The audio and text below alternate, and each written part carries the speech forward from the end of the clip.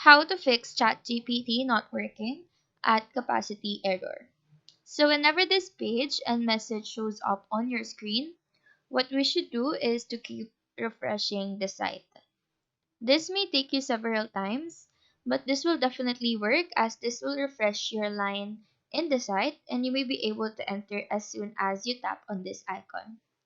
Now, if your site is still not letting you log in and still show this message, our next solution is to clear ChatGPT's cookies. To do this, open your browser, click on the three dots on the top right, click on Settings, then tap on Cookies and Other Site Data. We will scroll down and click on All Site Data and Permission. Search OpenAI in the search bar. And to clean the data stored in this, click on the trash icon, proceed to clear. After doing these steps, your ChatGPT should be working now. So that is all for this tutorial. Do let us know if this video helped you out. And if you have any questions, feel free to drop them down below. Thank you for watching and have a great day.